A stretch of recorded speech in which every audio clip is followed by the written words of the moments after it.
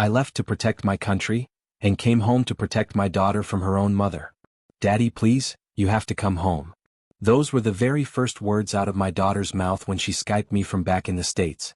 I was thousands of miles away, stationed at a base in Afghanistan, trying to hold things together as part of my year-long National Guard assignment. The screen flickered and glitched with that all-too-familiar poor video quality, but even with the grainy picture I could see the tears in her eyes. "What's wrong, sweetheart?" I asked, trying to keep my voice steady, though something deep inside me had already begun to unravel. "It's Mom, Dad," she whispered. "She's seeing someone else."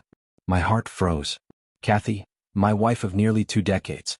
The same woman who stood by my side through all the years, who helped raise our beautiful daughter, Stacy. The idea of her with another man felt like the ground had just cracked under me. "Honey, how do you know that?" I asked. "Are you sure? Maybe you misunderstood." "I wish I was wrong," she said, wiping her cheeks. "But she's been going out with him. A couple nights a week, sometimes more. She tells me she's got meetings with some consulting firm, but I don't believe her anymore." I swallowed hard. As a major on the staff over here, I've been trained to stay calm in chaos, but this wasn't combat. This was home falling apart from 7,000 miles away. Kathy is 40, though you'd never guess it. She's stunning, always has been. 5'6", fit, with a kind of natural grace and warmth that drew people to her. Somehow, after giving birth to our daughter, she only became more radiant. Her dark brown hair still hung around her shoulders, and her smile could light up a room. But that night, her soft voice, the one I knew so well, wasn't the one comforting me. It was our daughter's voice trembling in the dark. Then Stacy said something that cut deeper than any bullet ever could. "Daddy, I didn't want to tell you like this, but I saw her. She was getting ready earlier. I think she's going out again tonight. I heard the shower, and now she's in her room humming. She sounds happy." There was a pause. "It makes me sick, Daddy. Why is she doing this to us?" I didn't know what to say. "I don't know, sweetheart," I said quietly. "Maybe even your mom doesn't know. Let's not rush to judgment just yet, okay?" But my gut told me otherwise. That night, I wasn't on base anymore. I had pulled every string I could to get a short leave. And I was back, standing just a half block from my own house in plain clothes, my heart thudding against my ribs like a drum in the quiet. I whispered into the phone, "Stacy, I'm here. But don't say anything, okay?" Her voice broke. "You're really here, Daddy? Oh my God, thank you." She started crying again, softly, like she was trying not to make a sound. I watched from my car as the front door opened. And there she was, Kathy. She looked radiant. Almost glowing. Like a woman getting ready for a first date, not one leaving behind 18 years of marriage. She stepped out and smiled at him. A man I immediately recognized from the town council. Our mayor. And then they kissed. Right there on my driveway, he kissed my wife like she belonged to him. Like I was nothing more than a name on a framed photo in some dusty drawer. I felt the breath leave my lungs. But I kept still. I even managed to raise my phone and capture the moment. Her lips on his hand guiding her into the passenger seat. They pulled out of the driveway and I followed, keeping a safe distance. Traffic was light and I didn't have to press it. They drove clear across town and pulled into the lot of a newer hotel that had just opened a few months back. One of those with a ballroom meant for upscale events and charity nights. I parked a few spots down, climbed out, and followed them inside. My legs felt like stone, but adrenaline kept me moving. Inside, I made my way to the 3rd floor, following the faint sound of music and chatter. It wasn't hard to find the event. The ballroom doors were open, warm light spilling out. I walked slowly past the entrance, just enough to see inside. There they were. Kathy, dressed to the nines, her arm resting on his as they greeted guests, smiling like they hadn't betrayed anyone. Like they were just another happy couple out on the town. She even turned and looked straight at me, but there wasn't a flicker of recognition. Why would there be? As far as she knew, I was still on the other side of the planet. I waited until the event was in full swing, then slipped into the room quietly, hugging the wall. Most folks were too busy with drinks and laughter to notice me. I moved past the bar and food tables, staying in the shadows until I found a good vantage point behind a pillar. From there, I could see everything. And I watched. Not as a soldier. Not as an officer. But as a husband whose world was quietly coming undone. I didn't have a ticket to get into the hotel event. Honestly, I didn't need one. Wearing the uniform, sometimes that's enough. And that night it was. The young guy working the entrance looked up as I approached. His eyes widened just a little and he straightened up. "Welcome, sir," he said, giving me a crisp salute. Thank you, son, I replied, nodding, then walked right in without a second glance. That uniform held more weight than any printed invitation ever could. I didn't head straight into the ballroom. Instead, I found a quiet spot out in the hallway, just far enough to keep out of sight but close enough to keep tabs on both the ballroom entrance and the nearby elevator bank. Years in the army had taught me patience, and it served me well that night. I waited. And I waited. 2 full hours crawled by before the event finally started winding down. One by one, guests started filing out, chatting, laughing, some a little buzzed from the open bar. I watched them come and go, eyes scanning every face. Then I saw them. Kathy and the mayor.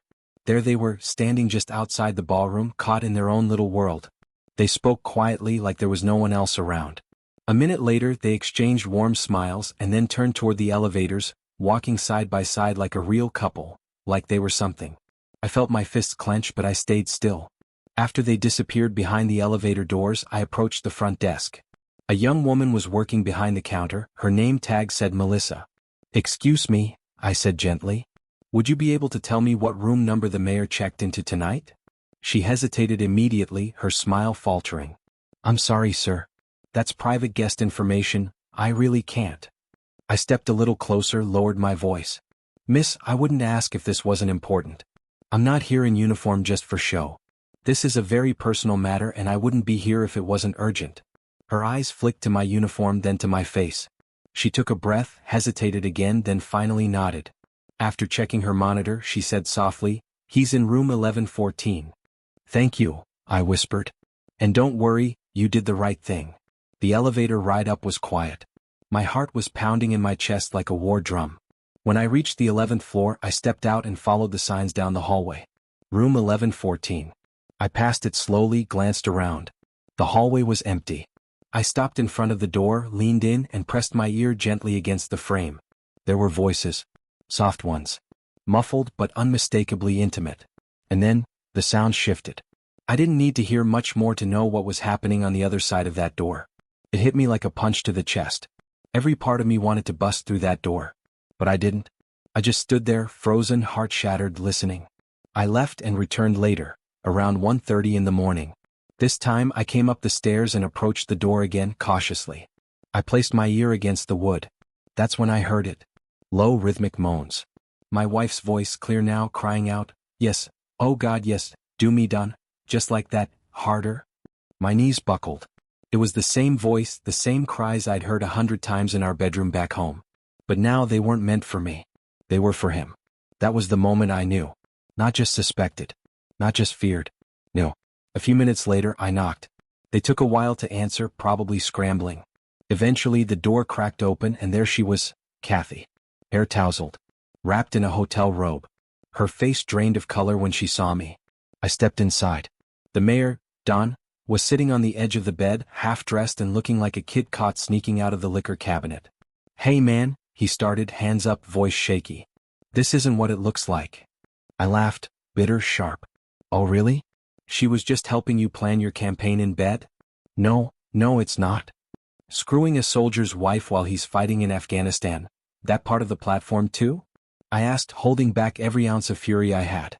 His mouth opened but nothing came out. "Kathy," I said, turning to her. "Was this going on the whole time I've been deployed? Or longer?" She didn't answer. "Please," I said, voice shaking, "don't lie to me anymore." And that's when she broke down. "Bob, please. Don't tell Stacy." I closed my eyes. She already knows, Kathy. She's the one who called me. She's the reason I came home. I could see the weight of that hit her all at once. Her shoulders collapsed. She sank onto the bed. "I don't know why you did this," I said. "Maybe you've got your reasons. Maybe you thought you needed something else. But I hope to God you love each other, because all you've got now is each other." I turned and walked toward the door. Her voice cracked behind me. "I'm sorry, Bob." I stopped. "Sorry about what, Kathy? That I found out? That you cheated? That I came home and saw it for myself?" I shook my head. "You made your choices. And now I have to make mine." Then I left. "I hate her." Those words came out of Stacy like a gut punch. Her face was red, eyes swollen from crying, her voice cracking with raw emotion. "No, sweetheart," I said gently, pulling her into my arms. "No matter what your mother's done to me, she's still your mom. And I need you to remember that. She doesn't love you, Dad. she whispered, holding on tighter. I didn't argue. Maybe because deep down I believed it too. I just held her as she broke down again, trying to be strong for both of us. Later that night, after some convincing, I finally got her to go upstairs and try to sleep. I locked up the house, securing every door and window, more out of instinct than fear. I even slid the chains into place, just in case Kathy decided to waltz back in like nothing had happened.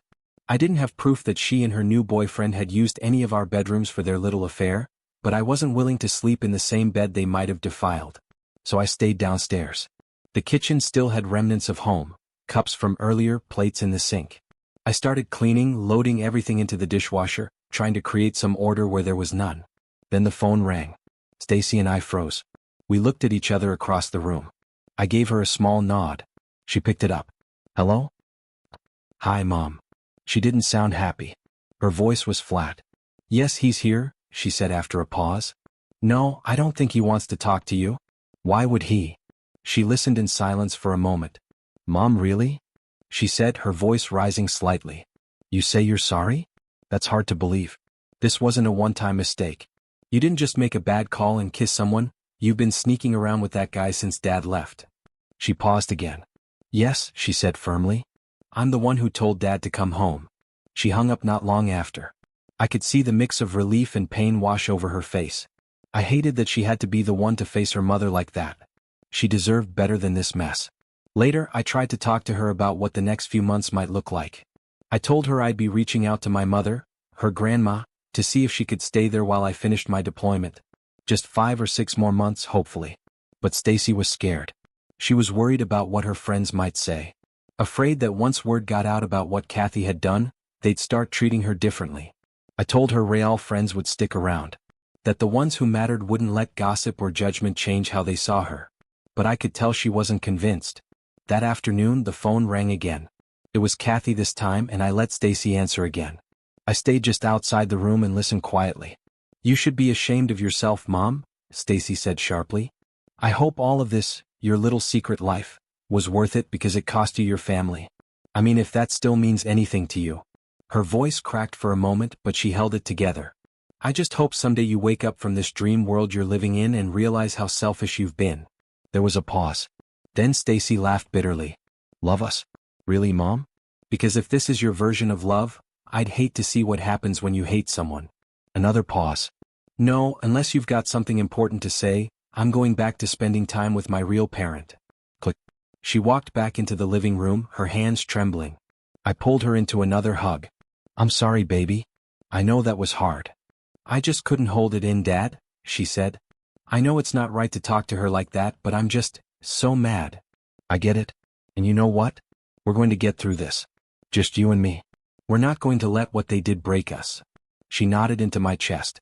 After she went upstairs, I started gathering up the few things Kathy had left behind that she might need and set them by the front door. Then I went into my home office, closed the door, and sat down at my desk. I needed time to think. I had decisions to make. A future to plan. The Army trained me to deal with chaos, to adapt under pressure. And right now, I had to treat this like a mission. I had to stay sharp, for Stacy's sake and mine. And I knew the next few days were going to be intense. There was already buzz going around town. I got a call from someone at City Hall, probably trying to do damage control. Let me guess, I said. You're calling about the mayor's little PR nightmare? Now, the guy on the other end replied nervously. Let's not get dramatic. It was just a late-night event. A private party between 2 consenting adults, who may have had a little too much to drink. I didn't say anything. And besides, he went on, we're not making any official comment. These kinds of misunderstandings blow over, right? A misunderstanding. That's what they were going to call it. I clenched my jaw and hung up the phone without another word. I'm sure if we just sit down and talk about it, we can work this all out, the voice on the phone said. There's nothing to talk about, I replied, my tone flat. Your pal, Mayor Connolly, has been sleeping with my wife while I've been overseas serving my country. That's not a misunderstanding, it's betrayal. And now it's on the map. There was a pause on the other end of the line. I could feel them trying to find a way to control the damage. You and your golden boy of a mayor? You've never faced someone like me, I continued. I don't care how many backers you've got or how shiny his political image is. You're messing with a man who's been trained to handle worse than this. You're poking the bear, and trust me, you're not ready. That's something Kathy clearly forgot to mention to Don Connolly before she climbed into bed with him, what it really means to betray a soldier who's given his life to service. You might have influence, I said. But I've got something better. I've got the support of every veteran, every military family, every man and woman who's ever worn the uniform in this town and the ones surrounding it. And you know what we don't tolerate? People who exploit military families. People who seduce someone's wife while they're in the line of duty. I could tell they were rattled. The confidence from before had drained out of their voice. Major, look, I'm in a tight spot here, they stammered. If this gets out, it's not just going to be bad, it's going to be career-ending. There's got to be something we can do. Some way to make this all disappear quietly. If you're serious about that, I said, then it starts with Mayor Connolly going on record. He needs to publicly admit he's been having an affair with the wife of an active-duty soldier, while that soldier was deployed in a war zone. You want to fix this? Start there. They didn't respond. I ended the call. That afternoon, Stacy came across something else. A few of Kathy's personal files hidden in one of the bedroom drawers. Some photos. Intimate ones. Sent to Connolly, no doubt. Posed in ways I'd never seen her before. Just seeing them made my stomach twist. Stacy stood nearby, not saying much. She'd been through enough.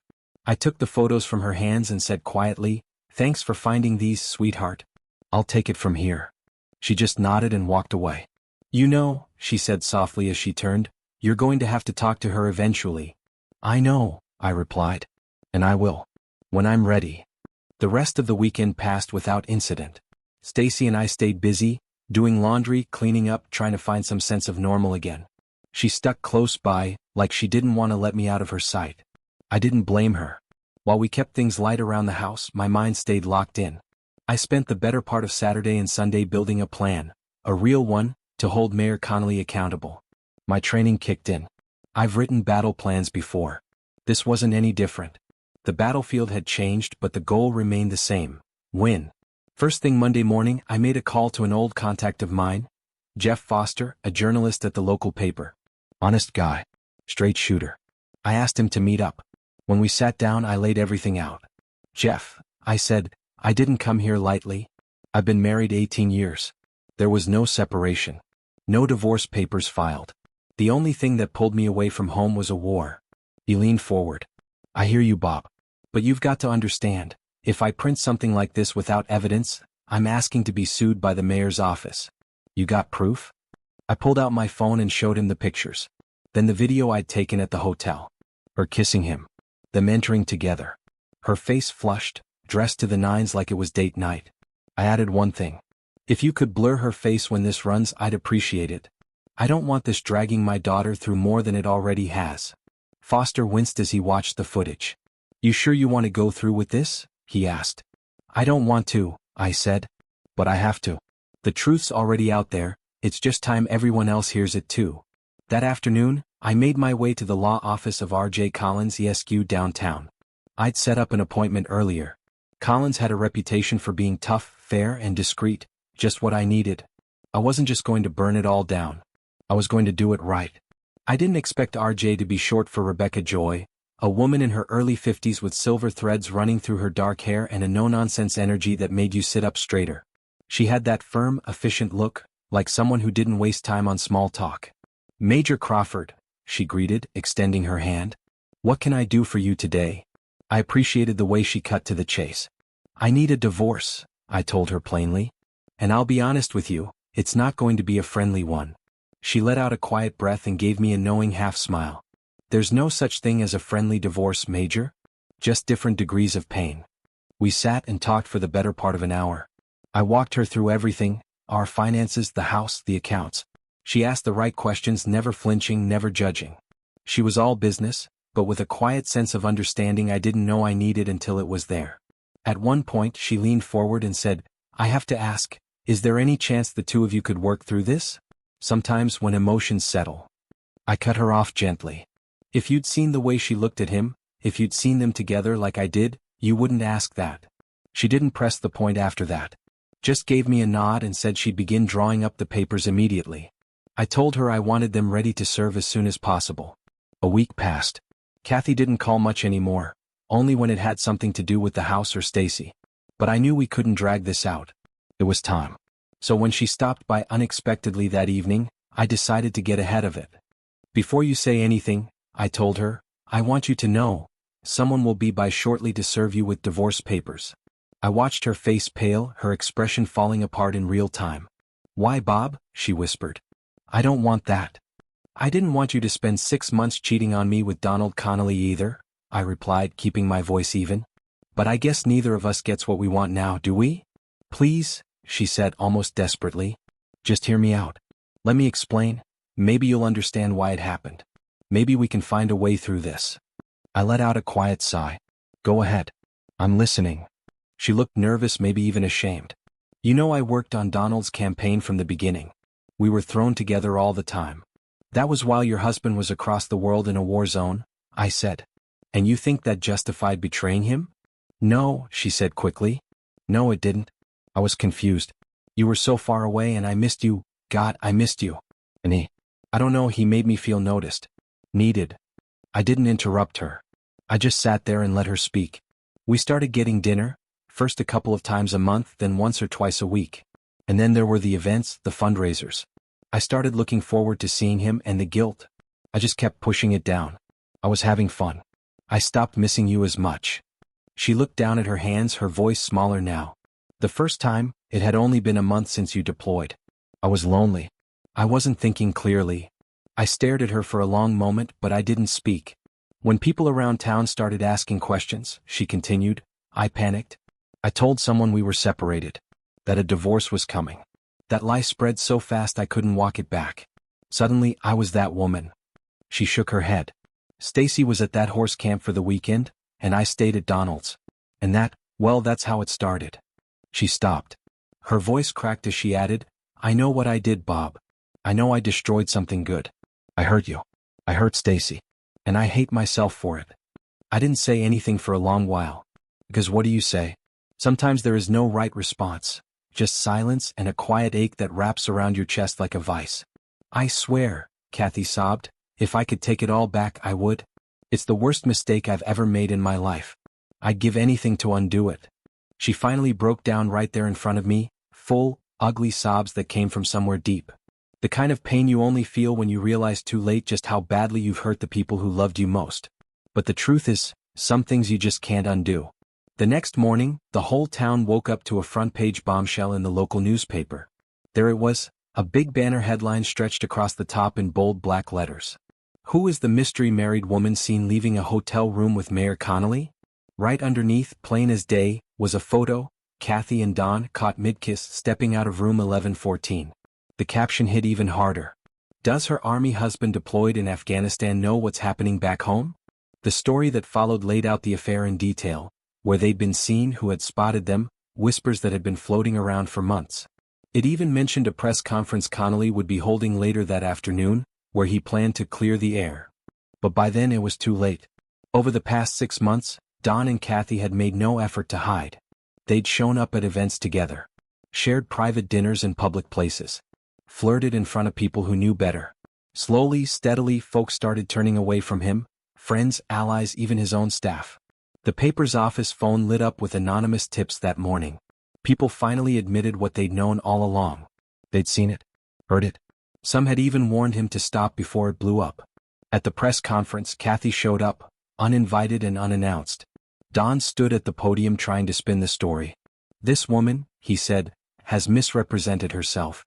I hardly know her. And that's when Kathy snapped. You know me, Robert, she said, her voice trembling. Don't stand there and lie. She turned to the crowd, voice cracking with emotion. Yes, I am the woman in that photo. Yes, I am ashamed. I've humiliated my husband, my daughter, and myself. But I will not stand here and let this man pretend like he's innocent. You knew I was married. You knew my husband was overseas in Afghanistan and you still pursued me. And I was so stupid I let you. Don's face turned red, caught somewhere between fury and humiliation. I was wrong, she said. But I won't lie to make him look better. We both knew what we were doing. And we deserve whatever comes of it. Not long after, I packed up Stacy's things and drove her to my mother's place, about 60 miles away. I enrolled her in a nearby school, told her she'd be staying with Grandma until I got back from my deployment. I'll be home before you know it, I promised, hugging her tight. And when I do, I'll come get you. We'll start fresh." She nodded, her eyes full of tears but her chin held high. The following week, I boarded a flight back to Afghanistan. This time though, I wasn't the same man who had left. I wasn't just serving my country, I was nursing a fire inside me. A burning rage I planned to pour into every mission, every patrol, every moment in the desert. It wasn't about revenge. It was about survival. So what happened to Kathy? A few weeks later she packed up and moved in with Connolly. Rumor is they left town for good, starting over somewhere no one knew their names. I don't know where they ended up. And honestly, I stopped caring. As for me, I made it through most of my deployment, but near the end, during a convoy mission, we were ambushed. I got hit hard. Lost a leg. I don't remember much about that day except the heat and the dust and the sound of chaos. But I made it back. And I rebuilt. These days, I live in a quiet place on the edge of town. The house is modest, but it's mine. I travel for work now, water drilling. I lead a small team. The work is tough but honest. We use specialized rigs, not shovels, but it still takes skill to read the land. I've always had a knack for finding the right spot. My clients say I never miss.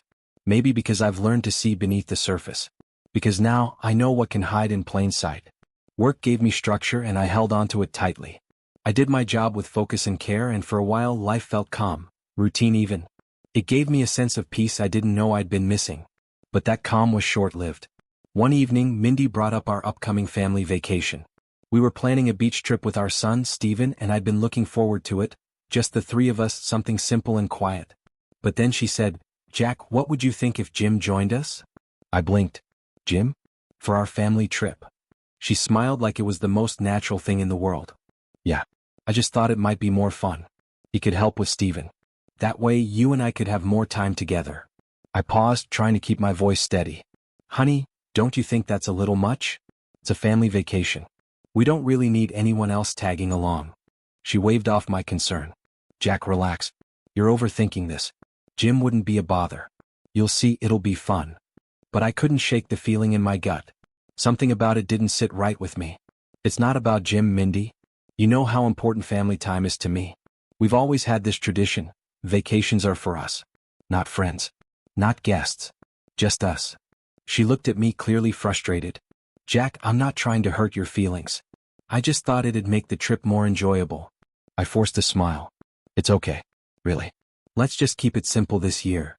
Despite the tension, we went ahead with the trip. The first couple of days were fine, nothing special but peaceful. Then one morning, as we were getting ready to head out, Mindy winced and held her side. "Are you okay?" I asked. She nodded slowly. "I'm fine, Jack. Really. Just a little tired. Maybe a bit of a stomach bug." "Mindy, maybe we should go to the medical center." "No," she interrupted. "You and Stephen go to the beach. Let the boy have some fun. I just need to rest." I hesitated but eventually gave in. Stephen and I went out for the day, swimming, walking the shore, picking up souvenirs from the local market. He laughed, ran in the waves, and for a while it felt like things were okay. But when we came back to the hotel that evening, that feeling shattered. As we walked up, I saw Mindy outside sitting at a table with Jim. They were leaning in close, talking quietly, laughing even. Jim had that smug, relaxed look on his face. My blood started to boil. I stepped up and said, "Mindy, can we talk for a second?" Jim started to speak and I snapped, "I'm talking to my wife. Not you." He held up his hands. "All right. I'm leaving. You two do your thing." He got up and walked away, but I stayed behind. "What the hell, Mindy?" I asked. She looked at me, tired and annoyed. "Jack, don't start." "No. Not this time. I'm not going to let you paint me as the bad guy again. You were drinking with him, sitting out here like nothing happened. What kind of family vacation is this?" "Jack, you're overreacting." "No. I'm finally reacting." She stood up, her expression cold now. "You see a problem in everything. I wanted something different. I spend all day wrapped up in family. Don't I deserve a break too? I haven't done anything wrong. You're just too blind to see it. I've given you everything, Mindy. I've never once accused you of anything. But the way you're acting, bringing Jim here, brushing off my concerns, it's like I don't even exist to you anymore." She crossed her arms. "I've had enough of this conversation." That night, the tension exploded. The shouting, the tears, the walls between us. Everything that had been building came crashing down in a messy, bitter argument. Accusations flew. So did silence. It wasn't about Jim anymore. It was about everything we hadn't said for years. And by the end of it, I didn't know what hurt more, what had been said, or what hadn't. I was stunned. I had never seen her like that before. The woman I married, my wife, had always carried herself with grace and kindness. But that night, during the argument, it was like something inside her had cracked. The next morning she seemed different. Clear-headed. Regretful. She came to me quietly and apologized.